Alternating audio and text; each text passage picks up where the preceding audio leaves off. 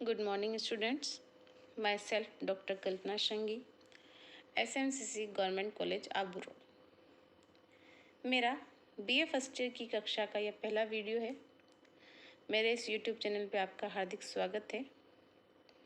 और अगर मेरा यह चैनल आपको पसंद आए तो आप इसे लाइक शेयर ज़रूर कीजिएगा और सब्सक्राइब अवश्य कीजिएगा, ताकि आपके मनपसंद टॉपिक और आपको क्लियर हो सके, उसके नोटिफिकेशंस आपको मिल सकें।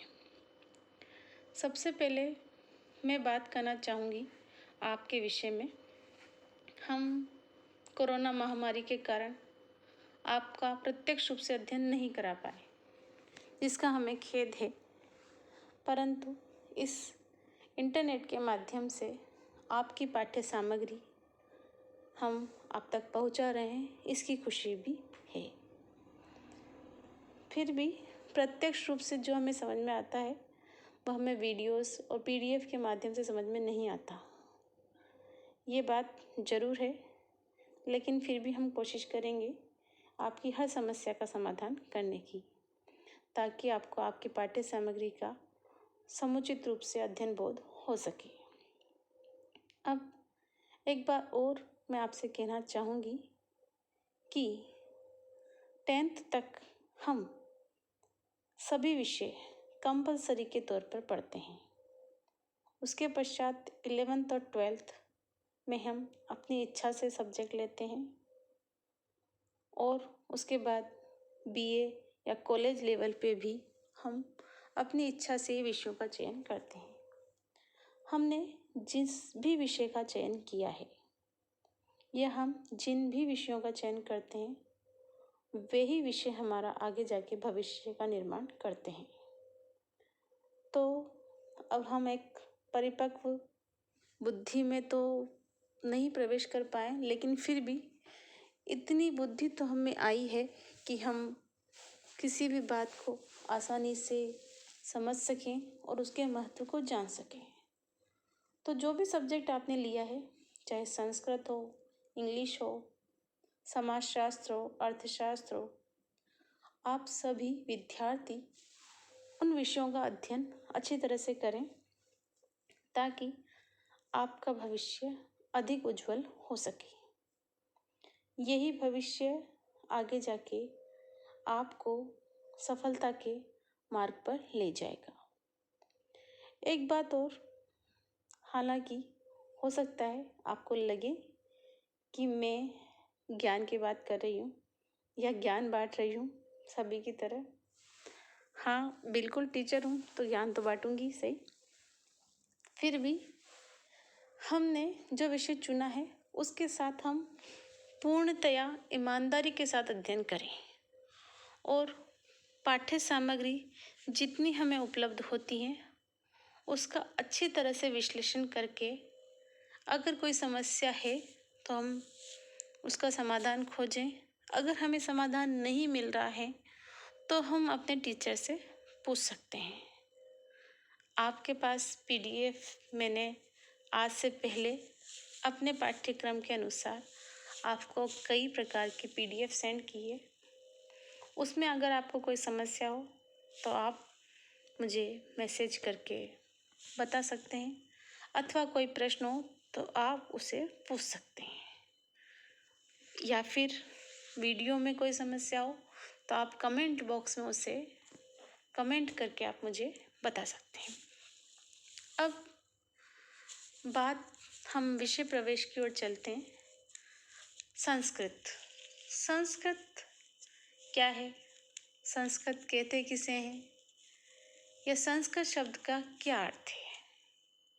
देखिए, मैं डायरेक्ट टॉपिक पर ना जाके, क्योंकि टॉपिक के अनुसार तो हम सबसे पहले व्याकरण में संज्ञा प्रकरण पढ़ते हैं, तो ये तो एक हुआ किताबी ज्ञान। हम किताबी ज्ञान न लेकर एक मुद्दे की बात करते हैं कि जब भी कोई आपसे मिलता है तो ये पूछता है कि आपने संस्कृत क्यों लिया।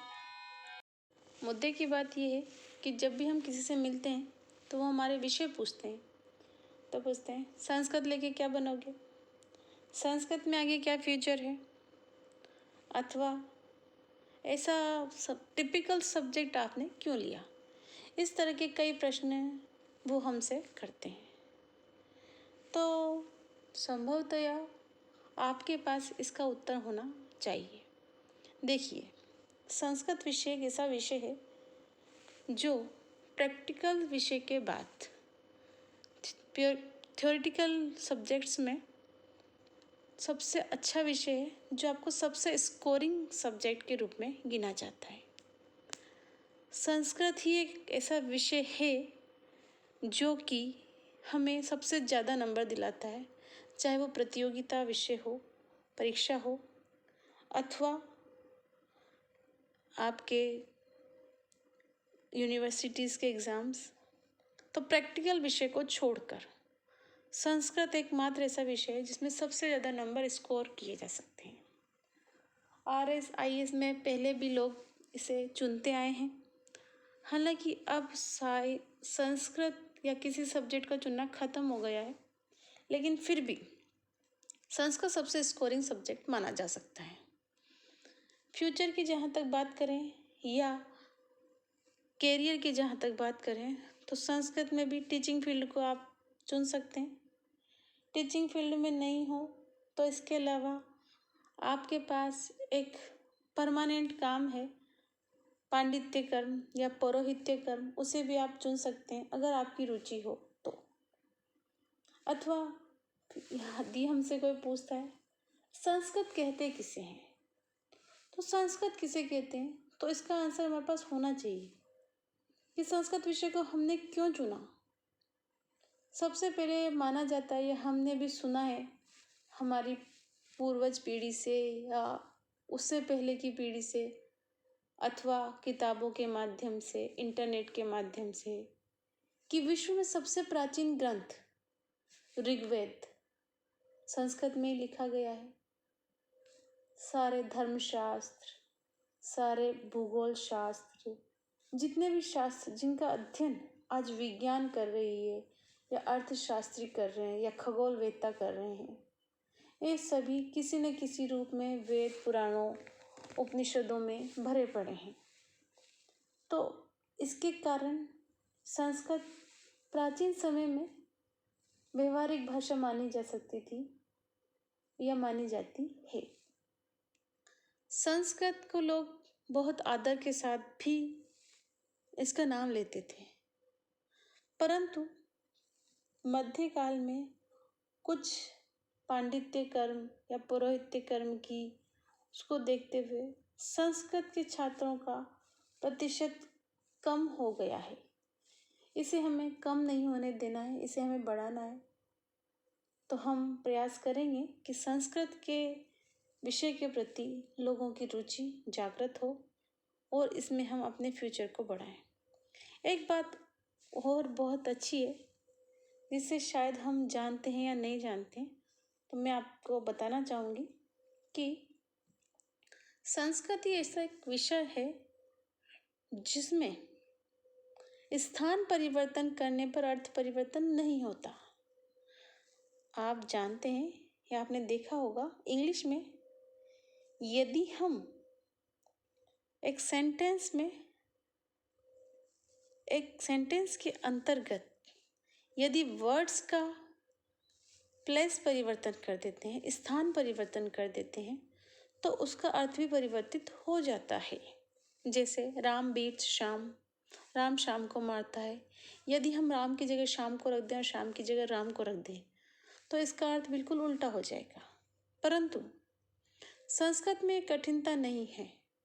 संस्कृत में आप एक वाक्य के किसी भी शब्द को कहीं भी प्रयुक्त कीजिए, उसका अर्थ वैसा ही रहेगा। जैसे रामः पुस्तकम पठति, राम पुस्तक पढ़ता है। यदि हम इसको ऐसे बोलते हैं तो रामः पुस्तकम पठति, राम पुस्तक पढ़ता है। यदि पुस्तक को आगे ले जाएं, पुस्तकम रामः पठति, तो भी अर्थ होगा राम पुस्तक पढ़ता है। यदि हम पठति का क्रिया का प्रयोग पहले करेंगे, पठति पुस्तकम रामः, तो भी अर्थ राम पुस्तक पढ़ता है ही होगा। तो मैं ये कहना चाहती हूँ कि संस्कृत एकमात्र ऐसा विषय है जिसमें स्थान परिवर्तन करने पर अर्थ परिवर्तन नहीं होता है। तो ये संस्कृत की सबसे अच्छी विशेषता है कि कंप्यूटर में यदि हम इसका प्रयोग करें तो हम एक सेंटेंस या एक श्लोक में हम क्रिया को पहले लिख सकते हैं, कर्ता को पहले लिख सकते हैं अथवा कर्म को पहले लिख सकते हैं। छंद की योजना के अनुसार हम किसी भी प्रकार से वाक्य में किसी भी शब्द को कहीं भी रख सकते हैं। तो ये इसकी सबसे बड़ी विशेषता है। अब बात आई संस्कृत की। संस्कृत शब्द कैसे बना? संस्कृत शब्द का अर्थ क्या है? देखिए, हमने पिछली कक्षाओं में संस्कृत का सामान्य अध्ययन तो किया ही है। तो संस्कृत शब्द का यदि हम इसका मूल अर्थ देखें तो संस्कृत शब्द सम उपसर्ग पूर्वक क्री धातु से त प्रत्यय करने पर निष्पन्न होता है। संस्कृत शब्द सम उपसर्ग पूर्वक क्री धातु से त प्रत्यय करने पर निष्पन्न होता है, जिसका अर्थ है सम्यक रूप से किया हुआ अर्थात परिष्कृत किया हुआ। और संस्कृत व्याकरण से हमारी भाषा भी परिष्कृत भी होती है, शुद्ध भी होती है और परिमार्जित भी होती है। इसीलिए हम संस्कृत का अध्ययन करते हैं। देखिए, भाषा का अध्ययन अनेक प्रकार से किया जाता है, या यूँ कह सकते हैं कि भाषा का अध्ययन करने के लिए, किसी भी भाषा का अध्ययन करने के लिए हम दो अंगों का प्रयोग कर सकते हैं। एक तो उस भाषा का साहित्य, एक दूसरा उस भाषा की व्याकरण। यदि हमें किसी भी भाषा को जानना है, चाहे वो इंग्लिश हो, जापानी हो, स्पेनिश हो, ईरानी हो, तो हमें उसके साहित्य को पढ़ना पड़ेगा और हमें उसके व्याकरण को पढ़ना पड़ेगा, तो ही हम उस भाषा का ज्ञान प्राप्त कर सकते हैं। इसीलिए संस्कृत को जानने के लिए भी हम संस्कृत को दो भागों में बांट सकते हैं। एक तो इस भाषा का साहित्य और एक इस भाषा की व्याकरण। जहाँ तक प्रश्न है साहित्य का, संस्कृत का साहित्य अत्यंत विशाल है, समृद्ध है, मतलब पूर्णतः लबालब है, भरा हुआ है। प्राचीन समय में भी अनेक प्रकार के साहित्य ग्रंथ, महाकाव्य, खंड काव्य, नाटक, मुक्तक, सभी प्रकार के काव्य हमें उपलब्ध होते हैं। और आधुनिक में भी संस्कृत भाषा पूर्णतया समृद्ध है, सुसज्जित है और अनेक विद्वानों के द्वारा सुसज्जित करी जा रही है। तो संस्कृत भाषा का साहित्य तो अत्यंत समृद्ध है। अब बात करते हैं हम संस्कृत व्याकरण की। संस्कृत व्याकरण अत्यंत सटीक और प्रामाणिक मानी जाती है। जैसा कि सब हम जानते हैं कि संस्कृत सभी भाषाओं की जननी है।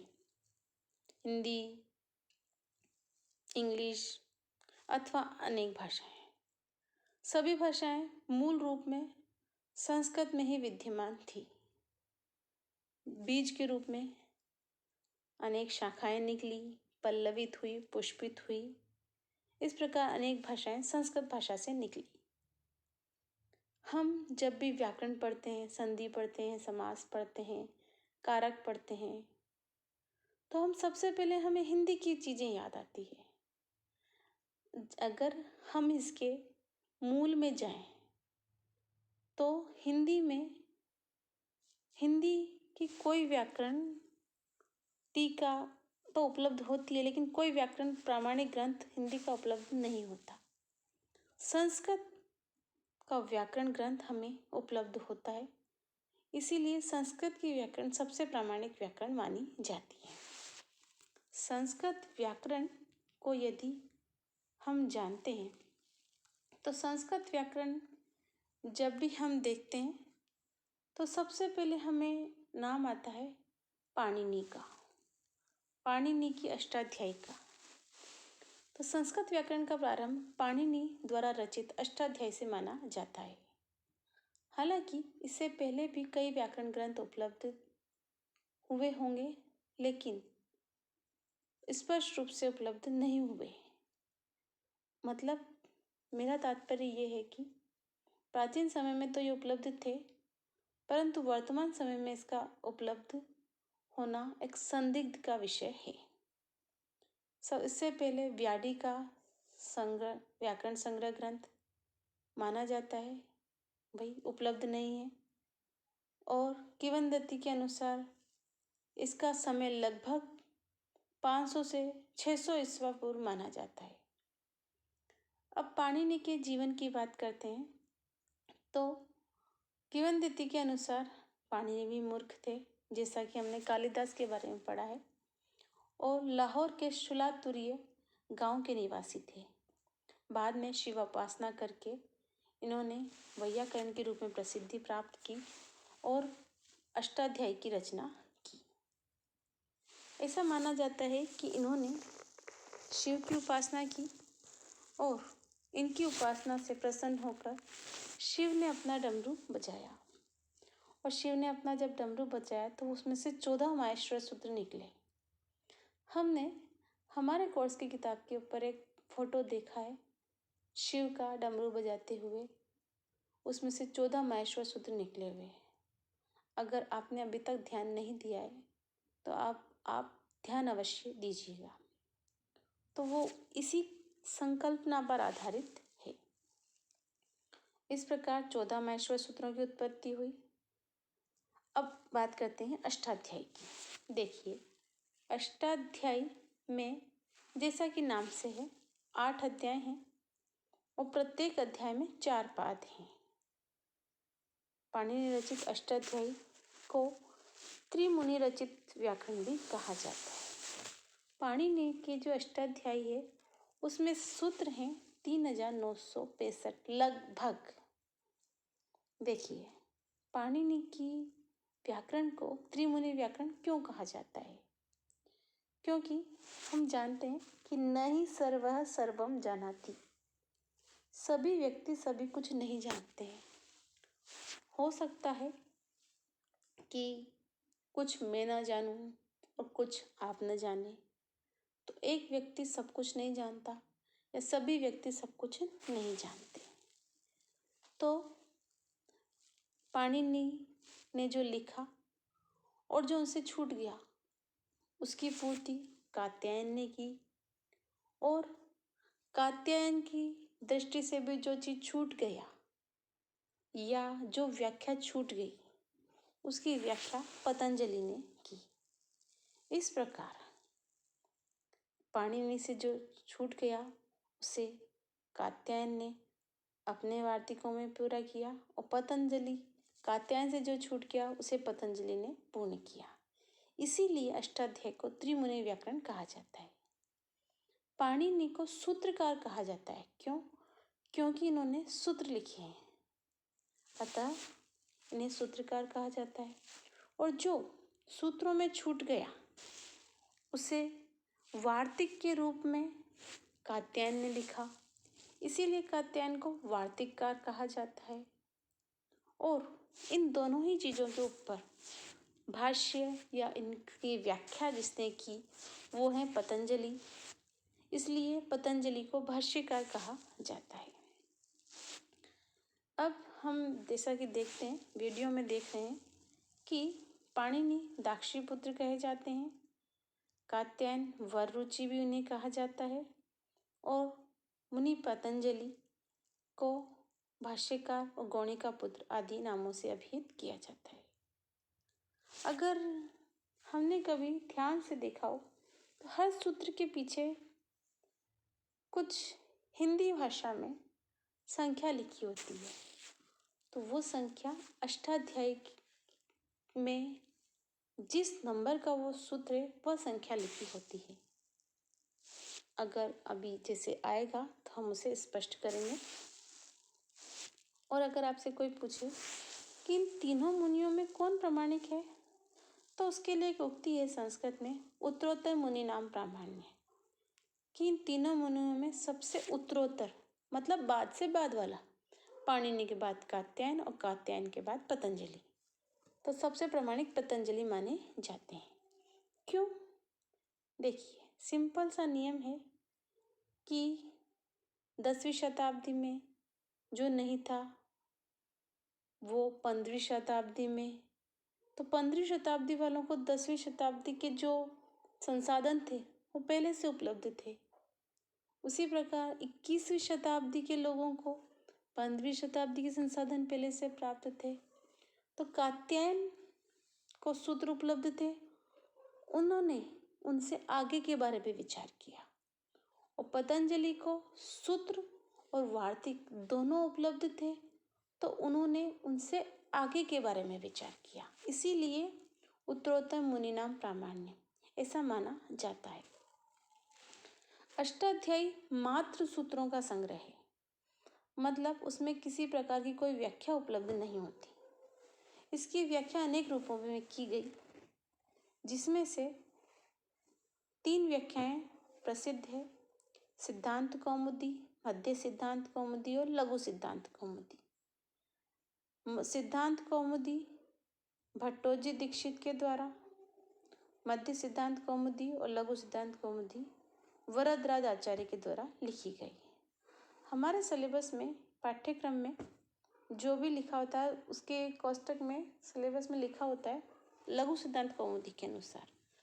तो ये वही लघु सिद्धांत कौमुदी है जिसमें पाणिनि व्याकरण की व्याख्या की गई है।